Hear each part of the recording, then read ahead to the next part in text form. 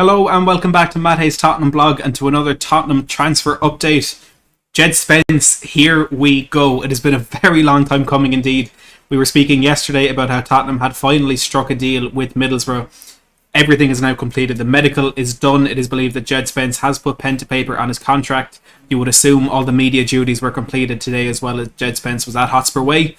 This one is a done deal, and Tottenham are not wasting any time moving on to their next target, which is James Maddison from Leicester, a potentially huge transfer on the cards there. We're going to talk about that, look at what it means for Tottenham, and a lot more later on in the show. But we will start with Djed Spence. Before we do get into that, if you are new to the channel, please do make sure to hit that subscribe button down below and click the notification bell so you get notified every time we upload or go live, to be kept right up to date with all of Tottenham's transfer business for the rest of this window.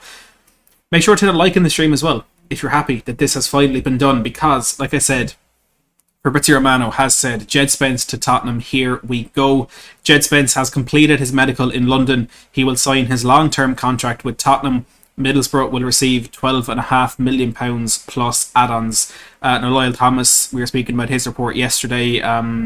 He's reiterated today that this deal is £12.5 million up front, rising to around £20 million if add-ons are met. And again, like we said yesterday, it's no real surprise that there are a lot of add-ons within this deal. I mean, £7.5 million of the £20 million, that's 37.5% of the potential total fee is in add-ons. And it is believed that throughout these negotiations, which have taken quite a long time, especially compared to the other deals that Tottenham got done in this window, it seems as though Middlesbrough moved the goalposts quite a bit, especially with relation to those add-ons throughout the tough negotiations between Daniel Levy and Steve Gibson. So I think that is why we are seeing a lot of that transfer fee potentially in add-ons. And again, I don't think they're going to be I don't think it's going to be add-ons that are likely.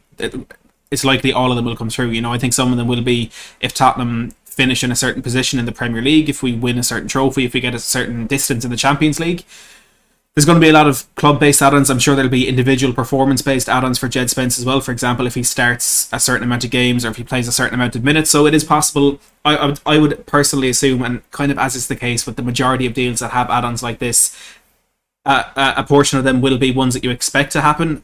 The kind of final portion of them will be ones that are extremely unlikely, and to be honest, ones that would really benefit Tottenham to have to pay them. Like I say, for example, if we win the Champions League, we owe another 2 or 3 million. That's the type of money that we'd want to pay, to be honest. But that is a good deal for Tottenham to get that one over the line. Paul O'Keefe, in his own here we go fashion, said Djed Spence is, quote, fully coys. So he's saying that deal is done as well. Mark McAdam, another reporter from Sky Sports, has said that Djed Spence is desperate to play for Tottenham under Antonio Conte. And look, I think no matter what player we have in what player we're trying to bring in, I think having Antonio Conte as the manager is going to be a massive pull for any player. Long time no see. Ho Un-Soo, I think your name is. I apologize if I pronounced that wrong, but good to see you in the live chat. Bobby Kay and Aaron, good to see you as well. But any player that's coming into Tottenham, any player that Tottenham are showing an interest in, there's going to be a massive pull factor when Antonio Conte is the manager. But as a wing back, as a 21-year-old right back, Antonio Conte wanting you with the club. And look, again, there is a small element of doubt as to whether or not Antonio Conte himself wanted this deal done, or if it's one that Daniel Levy pushed for and is maybe convinced Conte is a good deal, if this is a Fabio Paratici deal. We're not exactly sure where this has come from, but the chance to go and play with Antonio Conte as a right wing back is massive. It's absolutely massive, and there's no doubt that Djed Spence would have wanted Tottenham without Conte, but I think that just tipped it over the edge. Time Sports said that once Djed Spence learned of Tottenham's interest, he told friends that he would only be signing for them. And look, for me, there was a kind of fear that he would have chosen Nottingham Forest over Tottenham because of all they did for him last season, all he did for them last season, and even after the playoff final, last month, or the month before, he said hopefully he'd be playing the Forest next season. It seems that was kind of a throwaway comment in the heat of the moment, in the passion of getting them up to the Premier League. It seems so that wasn't really something that he particularly meant, and thankfully that is the case. Thankfully he will be joining up with Spurs instead. Northern Echo said that Tottenham Hotspur should confirm Djed Spence on a long-term deal shortly, and ESPN said that Spence will now join up with his new Spurs teammates after they return from Korea on Sunday. So Tottenham play their second and final game in their pre-season tour of Korea tomorrow at 12 p.m. midday UK and Ireland time against Sevilla, where we'll be facing former Spurs player Eric Lamela. After that, they'll fly back on Sunday, and he will join up then with the Tottenham squad. And look, again, I think I've been consistent the whole way throughout this deal. I don't think Djed Spence is a convincing option for a starting right back, for a first choice right wing back next season. I don't think he's going to be able to make the step up to be what other players could have been, or what the right back that we do need. Now look, it is worth noting that there aren't many peak options at right back in the world right now. I know a lot of Tottenham fans had mentioned the name of Achraf Hakimi. He's one of the best in the world. He would have been the dream signing for Tottenham, but I think with right wing backs and left wing backs at the moment, there seems to be the absolute pinnacle. So on the right, you have Hakimi, Trent, Reece James, Emerson Royale, obviously. On the left hand side, you have the Alphonso Davises, Andy Robertson, Joao Cancelo, that type of player. But there's no real middle ground with those wing backs. You have the very best, and then you have the very average, and that has always been the case, I think, with wing backs. It could be because it's a thankless position that if you're not the best, you just kind of seem like just another wing back. But there as well, saying Kim, of course, a fantastic player, can play midfield as well. So I think it would have been difficult to find a signing that would have been perfect in terms of one where he's affordable. We can convince him to come to Tottenham, and that it's just a realistic deal, and then maybe balancing something with age and what Conte wants. So maybe Spence is just the best option that we have in that, but I do think there will be a lot of rotation in that position next season. Emerson and Doherty seemingly both prepared and set to stay at Tottenham as well, so I think we'll have a lot of options out there, and it'll be interesting to see how it plays out. Competition can only be a good thing. It can only be a good thing. I was going to run through a quick thread. I see a lot of you asking about James Maddison. We'll get on to Maddison very, very shortly. I just want to read a quick thread from Seb Jenkins, Seb from the Spurs Web on Twitter, at SpursWebSeb. Put up a thread about Djed Spence and what he could bring to Tottenham. And he said he is still a very raw talent and doesn't have Premier League experience, so there's always an element of risk with these transfers. But I would say that it's less the case with Spence than it normally would be. Aaron there saying, I think Spence will do big things next season and will prove a lot of people wrong. Aaron, I hope you are absolutely right. I really do.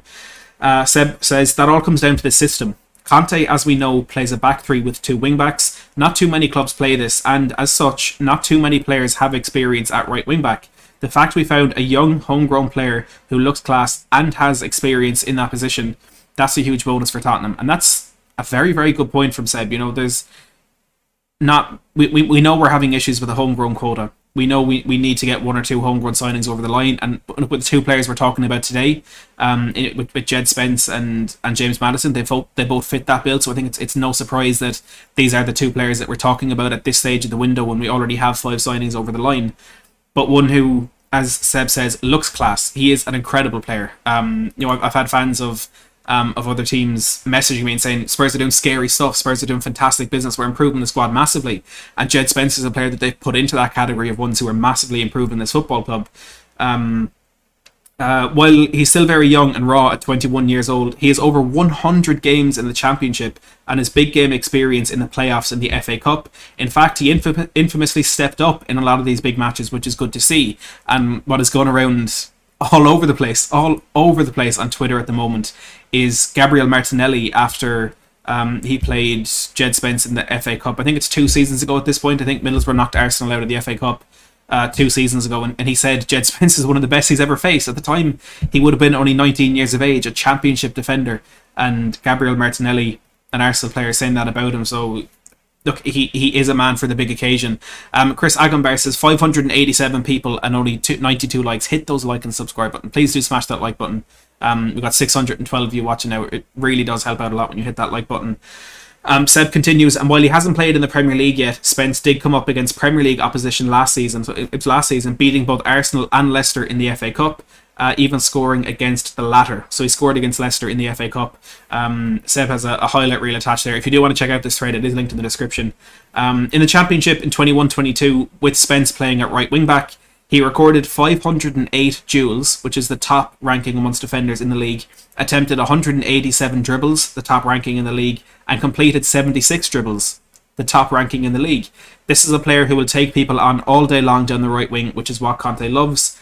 Spence also had 80 touches in the opposition box last season, which is 6th out of Championship defenders, showing that he loves to both drive into the box with the ball at his feet and get himself to the back post when play is coming down the left. Both very, very suited. Liam, thank you for subscribing. Daryl as well. Both of those very, very suited to the Tottenham style. I did just say Martinelli's talking about the Forest game in the FA Cup. Did Forest knock about the FA Cup last year? Arsenal are hilarious. In 42 Championship games, Spence recorded 2 goals and 5 assists, which is a decent return. And with the likes of Harry Kane and Heung-min Son to link up with, you would say those numbers have the potential to increase even further. Absolutely do. One criticism that has been thrown his way is Spence's quality of final ball. He has shown a good eye for a cross at times, but it can definitely improve. Fortunately, Conte has a track record of drilling this into wingers and fullbacks, and I think Carl, there's a lot going on with Maddison right now. Do make sure to stick around before we get to that. The way I've seen it described with Spence is that he tends to cross the ball into an area or into the space rather than directly at a player. And I think at Forest last season, yes, of course they got promoted from the Championship, had a fantastic turnaround when Steve Cooper came into the job. But I can't imagine they commit as many players forward as Tottenham do and have as many bodies in the box as Tottenham would. Imagine Spence has the ball on the right hand side. You'd expect Kulusevski maybe to be coming a bit short for the ball. You'd have Son in there, you'd have Kane in there, maybe one of the midfielders. If we have Maddison or another number 10 in there, it could be him. Perisic or Sessegnon at the back post. You would imagine crossing the ball into the space wouldn't be as big of an issue, but I think he needs to make sure that he's picking out certain players. With Harry Kane in that box, if you put the ball on his head, it's a goal. So that is something that could improve, but again, as Seb says, Conte has a track record of doing that. But Spence is much more than an attacking winger. He is also an extremely dynamic and athletic ball carrier, known for winning possession and driving his team up the pitch. He also won 60 fouls for Forest last season, the 4th highest of any defender in the Championship. I would compare the signing of Spence to when Kyle Walker returned from his Aston Villa loan at Spurs, a very raw, lightning quick, strong, physical and attacking talent who needs to work on his defending and crossing. Kyle Walker didn't end up having too bad of a career. The key difference is that Spence is also playing at right wing back, not full back like Kyle Walker did.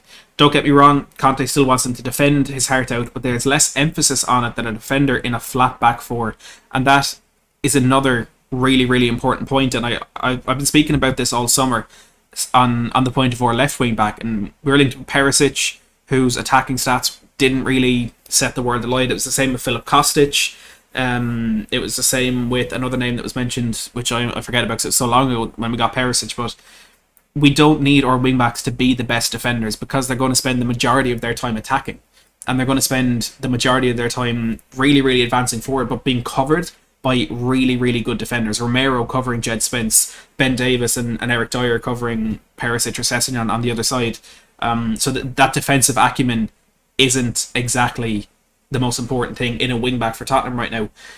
It's always nice for a wing-back to have decent height too, both for defending at the back post and getting into the opposition box for crosses from the left. Spence stands at 6 foot tall exactly, so that would come in handy in what is a rather physical league. And that's, again, fitting into the exact type of player that Tottenham have been targeting all window along. And I read out a tweet a couple of weeks ago from, I think it was Ellis Parish on Twitter, about how the transformation in Tottenham players and trying to get rid of Winks in midfield, bringing in Basuma, a much taller, much more physical player, getting rid of Bergwijn and bringing in Richarlison, taller, more physical, getting rid of Reguilon, bringing in Perisic. It's the same trend that we're seeing all across the pitch, and Spence fits into that as well. And that for me is exactly why I said all along that Tottenham aren't going to move for Lisandro Martinez.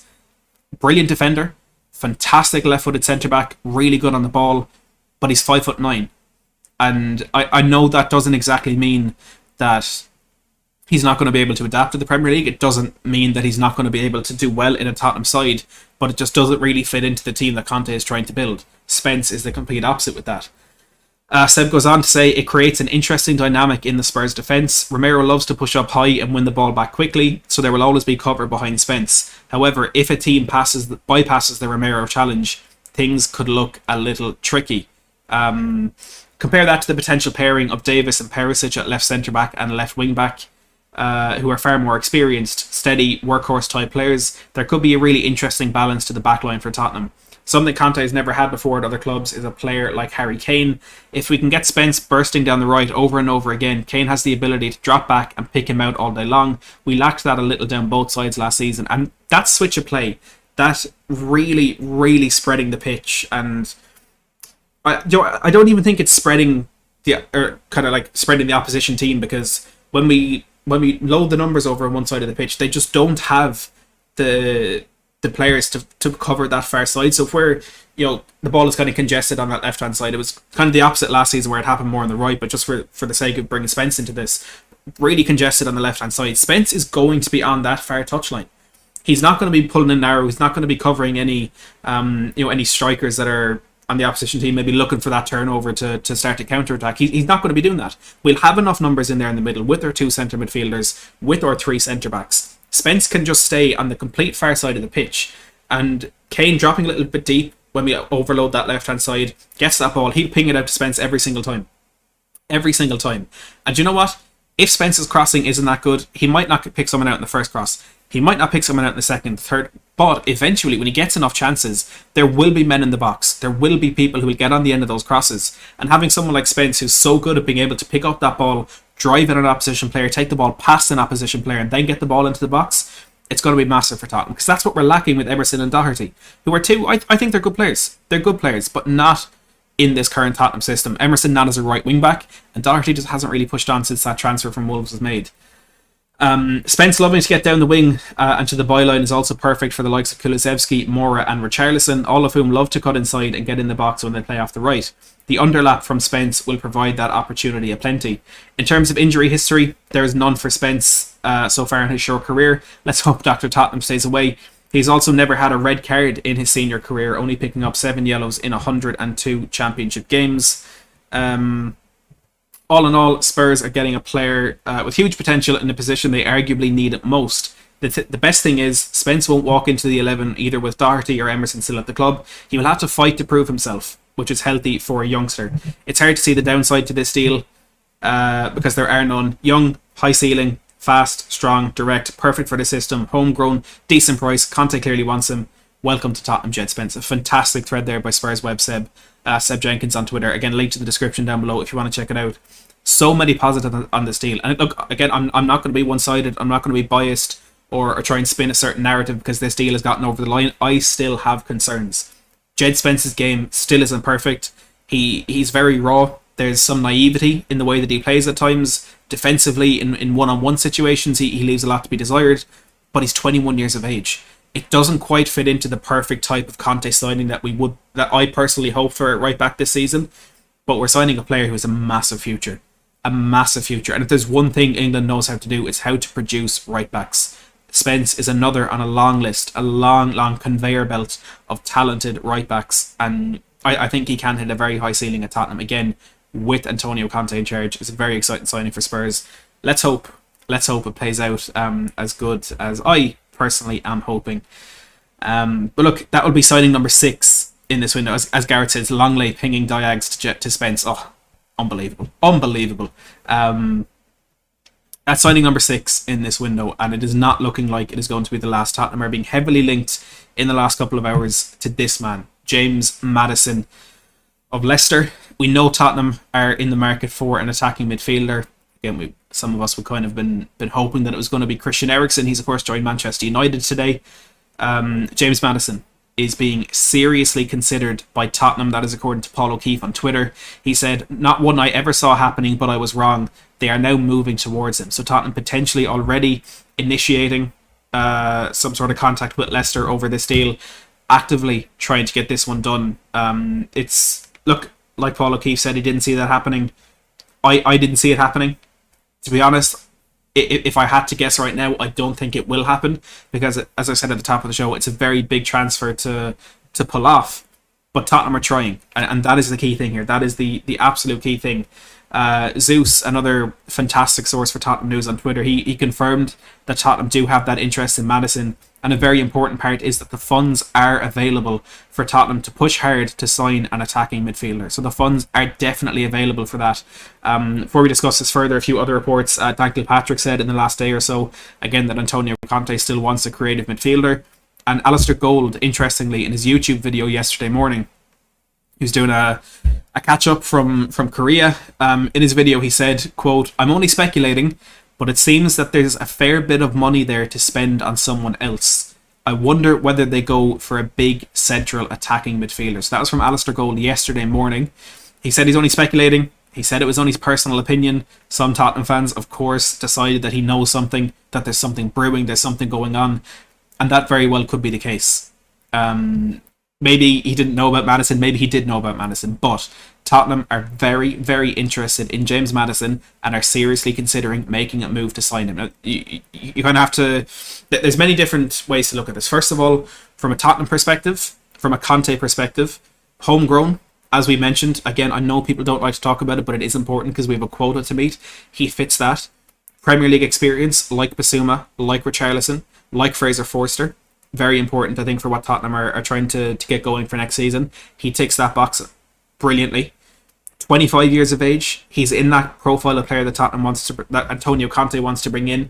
Richarlison, I think, is also 25. Yves Basuma, also 25. Clement Longley, I think, is 26 or 27.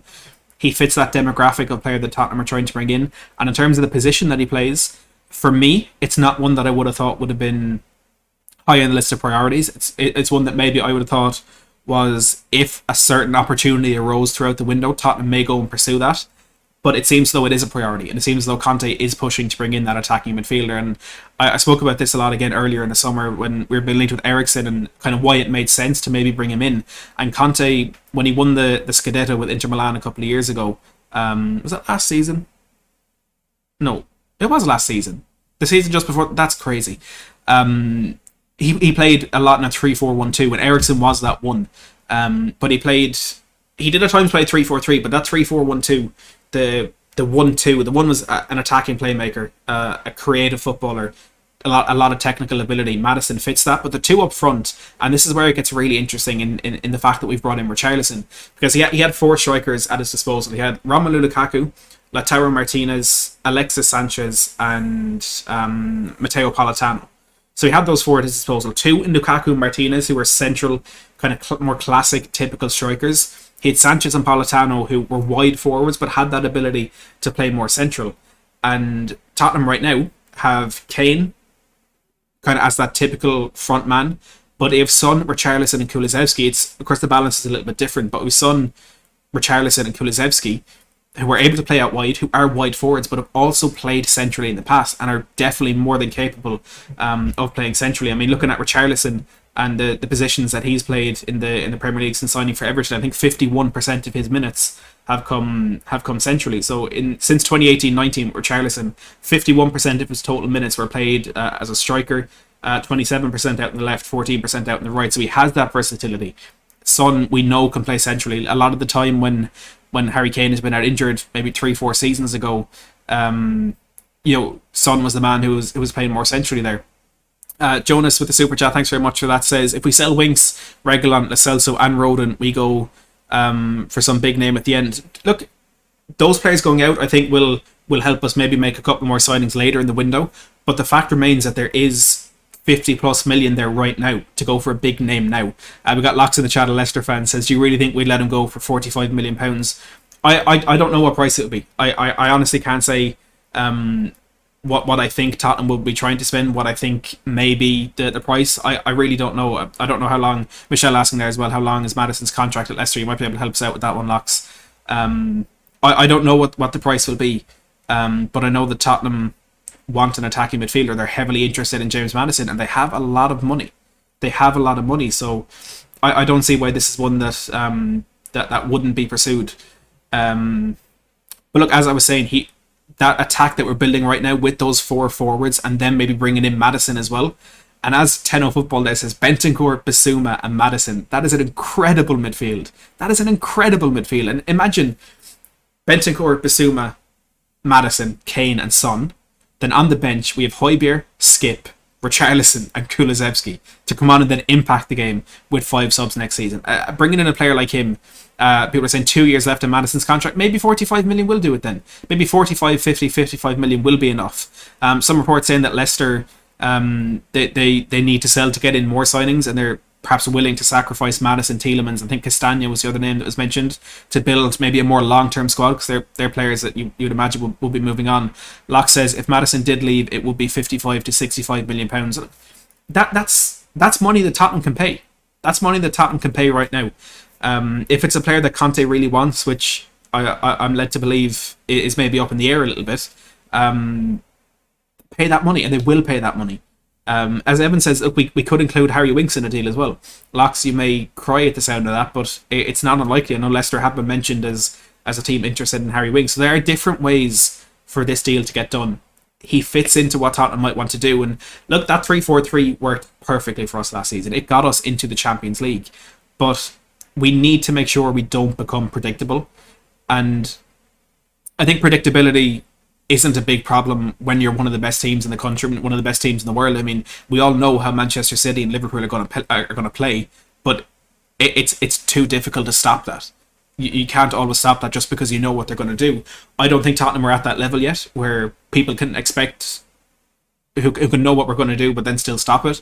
We need that versatility and be able to switch between that 3-4-3 and that 3-4-1-2, either game by game or within game as well, and allow Conte to have that extra something with his in-game management is going to be really important. And we know how often he said last season where he looked back to the bench to try and change a game, and he just turned back to the pitch and realised that there was nothing he could do aside from what was already on the pitch. Next season, he's going to have those options behind him on the bench, but he's also going to have the option to switch things on the pitch as well. And I think Maddison, or another number 10, not entirely Maddison, because look, I don't want to sit here and speak as though it's a done deal or anything like that. I may have been winding Locks up in a WhatsApp group earlier today, but it's far from a done deal. I don't think any bid has even been put in. We've just registered our interest.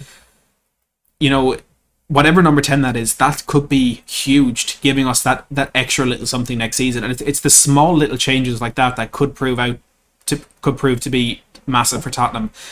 Josh with the £2 super chat, thanks very much, Josh, says, I'd love Maddison, give Leicester 40 million and Winks. I don't think it's particularly unfair to value Winks at 15 to 20 million. Again, if Leicester are trying to build maybe something a bit more long term, I think Winks is a player that could be there for quite a while. Bobby K says 967 in chat and not close to 300 likes. Hit that like button if you hate Arsenal. Oh, and stand up. Well, I'm not going to stand up because you won't be able to see my face. But please do hit that like button if you do hate Arsenal. I would appreciate that, and thanks as always, Bobby K. But look, this is a very, very interesting development in Tottenham's transfer window. It's definitely interesting, and it's bringing us down a path where I think we have to sign another attacking midfielder, because if Conte is this keen on getting a player in, again, whether or not it is James Maddison, I think we need to get that number 10 in. We have 6 signings. Look, I know Spence hasn't been announced, but it's believed that he has put pen to paper. So we're on the 15th of July, 6 signings completed, pushing for a 7th, and we still have all of our players to sell to try and then maybe spend that on other players. It's an outrageous position for Tottenham Hotspur Football Club to be in, but it's one that I'm really, really, really enjoying. Now, I have a few analysis pieces here of James Maddison that I was going to run through, but I don't really think we particularly have to run through those, to be honest. I have a little stat attack just to bring up here. Just have a quick look at how we really did at Leicester last season, and he's an incredible footballer. He is extremely technically gifted. He has a lot of end product. As again was pointed out to me in that group chat a while ago, you know, with Jamie Vardy being out last season, James Maddison, his end product didn't really fade much. Bodrell, good to see you, my friend. You're looking there. So again, this is from FBref.com. So it's compared to players in the top 5 European leagues in the same position over the last 365 days. So perfect context for this. He was in the top 13% for goals per 90 minutes, with a goal almost every 2 games. Assists a goal every 3 games in the top 12%. Very good ranking for non-penalty goals and non-penalty expected goals as well. So for expected assists, it was 0.2 for 90, which is lower than his actual assist output. So what that suggests is that the Leicester players that he was creating chances for took those chances very well. There would always be a concern bringing in a new player like that if he's overperforming his expected assists, that might not continue at his new club. But he's going from whatever players he has with him at Leicester to Harry Kane and to Heung-min Son and to Richarlison and to Kulusevski. So you would expect that trend. It wouldn't be surprising if that trend continued. He's also very, very minutely overperforming his expected goals. So his expected goal difference, which is his actual goal output compared to his expected goal, is plus 0.11 in the top 14%. And the key thing with Maddison is he's a set piece king. 0.43 shots from free kicks per 90 last season, in the top 7%. So it was similar rankings with corners. I wasn't quite able to fit them into the graphic there, but I have them here if I can find them very quickly. Corner kicks, so he took over 3 corners per 90, which is in the 87th percentile. In swinging, out swinging, straight corner kicks, he does the lot. He does the lot. So he's that set piece player, which could be massive for Tottenham getting in. Since Eriksen down tools, I don't even want to say since Eriksen left, but since he kind of packed it in, was it 3-4 years ago at this point, we haven't had someone who's good at set pieces. Harry Kane has been taking free kicks, and every single Tottenham fan wants that to stop immediately. We want Son in them, to be honest, but if we got James Maddison in, he could take those as well. So he's that set piece specialist. Let's go on to the second half of that graphic there as well. Pass completion rate 72.8%, which is in the 34th percentile. So not ranking very well in that. But what I compare that to is when Tottenham beat Stoke in the semi-final of the Champions League, of the League Cup last season, when of course Manchester City ultimately beat us in the final. But when we won that semi-final against Stoke, Dele Alli tried to play a little flick around the corner. Stoke won the ball back, went up and scored, and Jose blamed Dele Alli for it. And I was really angry at that, and I defended Dele Alli, saying that he's the type of player who does flick the ball like that. He's the type of player who does play that risky pass. He's the type of player whose pass completion rate will be quite low because he takes so many risks. And if he tries that flick 10 times in a game, if it comes off once, I'm happy for it to fail the other 9 times, because that one time it comes off, Harry Kane is in on goal, or Son is in on goal. So that risky pass is a good thing, I think, in a number 10, in a playmaker. So having that low pass completion rate for Maddison, for me, is not a concern. If anything, it's a good thing. Because, as I'm sure Locks will tell us, he does play that good pass, that kind of risky pass, that difficult pass to try and create an opportunity every now and then. Locks as well says, might be worth remembering he's played many times as a number 8 when Tielemans was injured. So, look, maybe Tottenham aren't going to change that position, that formation. Maybe he's going to be playing in that number 8, in that double pivot in midfield, because Bentancur is a creative player, but he plays that little bit deeper, being able to pull the strings from deeper. Maddison isn't, as Locks points out, he's not a one-trick pony. He can play those other positions. Looking at the rest of the stats, progressive passing distance, passes into the final third, dead ball passes, through balls, shot creating actions, all really good. Goal creating actions, 0.79 per 90, which is in the top 4% of players in his position in European football last season. So 0.8 goal creating actions per 90. And just to break those down a little bit, if I can find that again here, he ranks really well for live goal creating actions from live ball passes, so passes from open play. He's also in the top 4%. Fouls drawn that lead to a goal, he's in the top 13%. Defensive actions that lead to a goal, he's in the top 11%. So it's not just creating that from passing the ball, it's from actually winning the ball back as well, from dribbling, from winning a set piece, from all that sort of stuff. So Maddison leads to goals. It's that simple. The numbers tell us that. And if we can have him in a Tottenham jersey doing that next season, I'm sure we'll all be very, very excited. There's a few other bits out there today. I don't really want to run through too much. Paul O'Keefe has said that Tottenham are convinced they can get the left centre back they want next summer, and aren't going to buy for the sake of it this summer. Good news in my opinion. We're not going to buy. That's what we got Longley in for. It's a 1 season loan, so we can then go and get that left centre back next summer, whether it's Vardiol, Bastoni, Torres, whatever it is. Antonio Conte, interestingly, a very lovely quote, in my opinion, said about this transfer business, about Tottenham. He said, "We're only getting started." So I'm not saying Conte is in it for the long term, but with our option to extend that contract next summer, potentially things would have to happen for us to for that option to come into effect, but the option is there nonetheless. Things could be good for Tottenham. Things could be good. A few other reports. Tottenham have been linked heavily with Sonny Perkins, a youngster at, I think, West Ham. Tottenham fan growing up, but the secret scout, a good source on Twitter, said that Sonny Perkins will soon join Leeds. ABC to Sevilla say that Sergio Reguilon may prove to be unattainable for Sevilla. His high price tag and wages will not be an easy task for the Spanish side.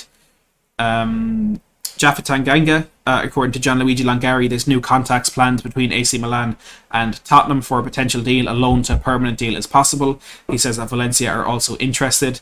Carriera Fiorentina say that Fiorentina are looking to make a big investment, and the prospect of signing Tottenham midfielder Lo Celso is coming into fashion this summer.